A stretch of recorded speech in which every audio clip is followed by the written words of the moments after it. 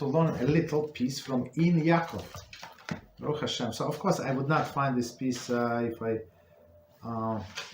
search for it. So the question was asked. So somebody asked me a question, and I did not know the answer. I'm not obligated to know all of the answers. Nobody is obligated to know, right? But we should strive to know, right? So the question was, right? So the question was, everybody knows two parts, right? For sure know two parts, but not too many people know how to connect two parts. So for one part, everybody knows that until or they don't know that they're going to learn right now.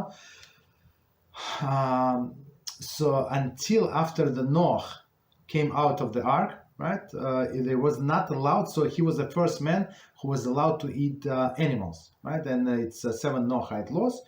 So before Noah, there were only 6 laws that were given to Adam, right? And the 7th law was not to eat from the live animal. Meaning what? So our sages from this learn. So that's when he was allowed to start eating animals, and he brought them in a sacrifice to HaShem. Okay. So but until now, looks like until now, a person was not allowed to eat animals. Okay. So I'm sure most of you knew that. But second part is also very interesting. So it says that when Adam, right, the first man, was so comfortable in Gan Eden, so angels actually served him. So how did they serve him?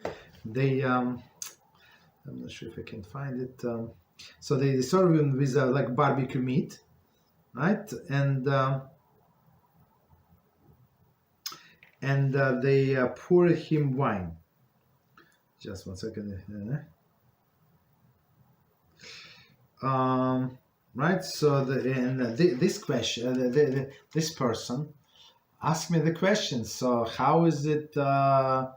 Right? How is it possible? You said that Adam was eating meat, right? This roasted meat served by angels, right? And the first man who was allowed to eat meat was actually Noah.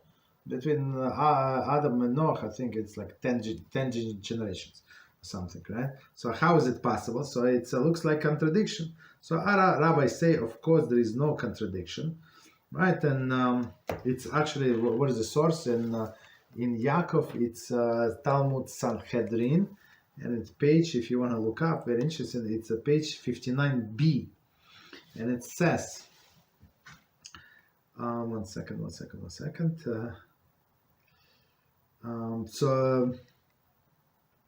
So the Gemara answers, this refers to meat that came down from heaven. So Adam was eating the meat that came down from heaven. Gemara asks, but does meat come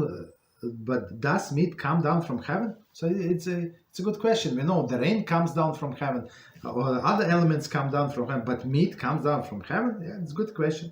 Gemara answers yes, as in the story of Rabbi Shimon ben Halafta, who was walking on a road when the pack of hungry lions set upon him, right, and began to roar at him, threatening to devour him. Okay, so it was Rabbi Halafta, the lions are about to eat the poor rabbi, and he quoted. So this rabbi talked to the lions. You know, it's like always amaze me. So these lions know the Torah.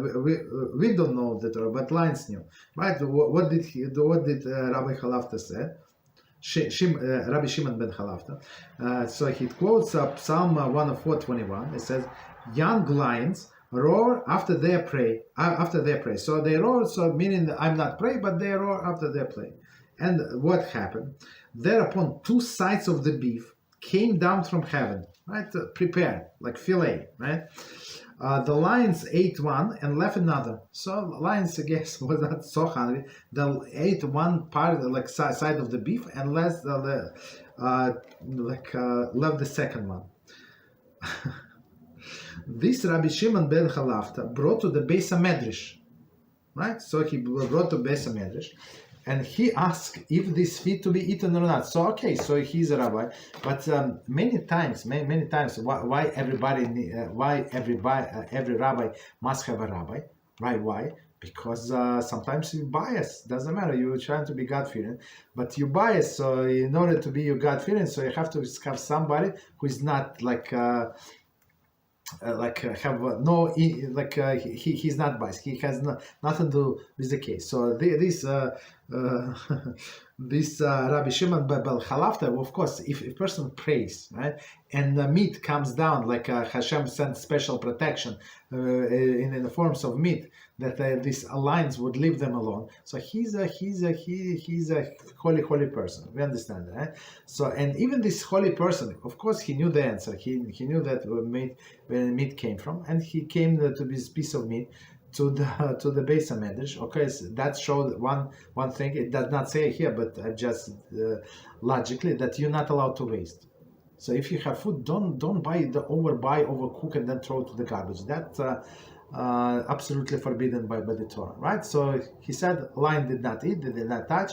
It's clean.